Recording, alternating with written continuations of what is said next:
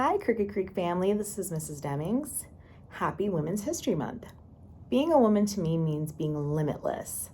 I have two daughters, Rhea and Aria, and I tell them every single day you can be whatever your heart desires, whatever you can dream of, including being an Associate Justice of the Supreme Court of the United States of America.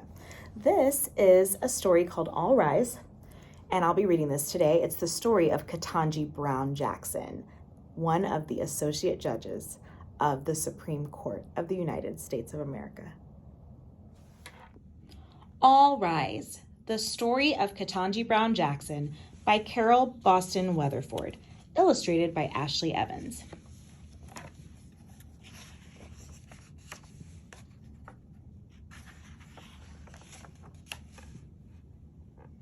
Whatever she did, whatever she was, Ketanji Brown Jackson rose to the top. She rose on the hopes of grandparents who only finished grade school but instilled in Ketanji's parents the value of learning. She rose from the dedication and determination of her parents, who were the first in their family to go to college. She rose from her parents' pride in their heritage that inspired her African name, Ketanji, Onyika, meaning lovely one. And on the birthday of Constance Baker Motley, the nation's first Black female federal judge, Ketanji rose to breathe her first breath, take her first glimpse, and to cry her first cry. Wearing Afro puffs and an African dashiki, she rose from the civil rights movement that pushed open doors in the decade before her birth. The gains of the movement gave her parents hope that the way would be easier for Ketanji and her little brother, Ketanji. My parents set out to teach me that if I worked hard and believed in myself, I could do anything or be anything I wanted to be, she said. Ketanji rose from her family's dining room table where she sat coloring while her father studied his law school textbooks. She rose above her family's sadness for an uncle who was in jail on drug charges. She barely knew him beyond his occasional phone calls, but she learned that there was a right and wrong side of the law.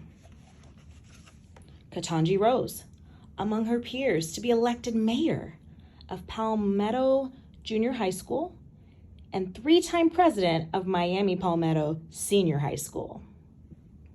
She rose above the slight when a teacher would not cast her as a family member in a play because she was not white. Ketanji rose from acting and singing to conquering the debate stage, where she won national awards for public speaking. Under the wing of her debate coach, Mrs. Fran Berger, Ketanji thrived. Mrs. Berger believed in me, and in turn, I believed in myself. She rose above the debate judges who mocked her African name. She'd respond by saying it clearly and writing it on the board, Ketanji.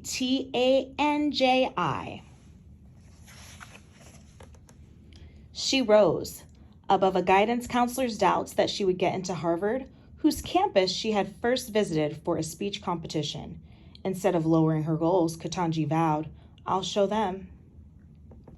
Ketanji rose above her high school classmates to be named in the yearbook as most talented and most likely to succeed. In that same yearbook, she mapped out her future. I want to go into law and eventually have a judicial appointment. Once at Harvard, Ketanji rose above lonely days as a first-year college student, thanks to her mother's birthday greeting and a stranger's advice to persevere. With a diverse group of friends, she acted in plays, even writing one, and joined in student protests, but she always put her studies first. Ketanji rose from a Harvard College honor graduate and a reporter for Time magazine to a Harvard law student and an editor for the school's prestigious law journal. She rose from the examples of service set by her mother, a school principal, her father, a school board lawyer, and her uncles, both police officers.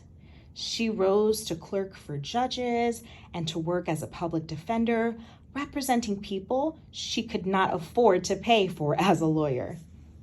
And finally, Ketanji rose to reach her goal of becoming a federal judge. But she did not stop there. She rose to become an inspiration for her own two daughters. Her youngest, Layla, wrote a letter urging President Barack Obama to nominate her to the U.S. Supreme Court. But the timing was not right. Not yet. Then, 6 years later, President Joe Biden nominated Judge Ketanji Brown Jackson as an associate judge, calling her one of the brightest legal minds. At the announcement, she rose to give thanks. My life has been blessed beyond measure, and I do know that one can only come this far by faith. In 4 days of Senate Judiciary Committee hearings, she rose above tough questions, kept her calm, and stood her ground. I have dedicated my career to ensuring that the words engraved on the front of the Supreme Court building, "Equal justice under law," are a reality and not just an ideal. As Vice President Kamala Harris, the first woman, African American and Asian American in that position, presided over the Senate vote to confirm Jackson's nomination, she penned a note to her goddaughter. I sit here with a deep sense of pride and joy for this moment in our history and what I believe it will mean for you and all the current, young, and future leaders of our country. The next day on the White House lawn, the president, the vice president, and the newly confirmed nominee celebrated the victorious vote. President Biden introduced the then soon-to-be Associate Justice. In America, he said, everyone should be able to go as far as their hard work and God-given talent will take them. Then Ketanji Brown Jackson rose. Quoting Maya Angelou's famous poem, "Still I Rise," she framed the long journey to justice. It has taken 232 years and 115 prior appointments for a Black woman to be selected to serve on the Supreme Court of the United States. But we've made it. We've made it. All of us. On June 30th, 2022, with her husband and daughters present, Ketanji Brown Jackson rose to take her oaths. For President Biden, her swearing-in signaled a new dawn. Ketanji Brown Jackson's rise to the highest court in the land, he said, makes the sun shine on so many of us in a new way. Though just shy of 5 feet, Ketanji Brown Jackson stands tall among American jurists, and she is herself a role model for children everywhere.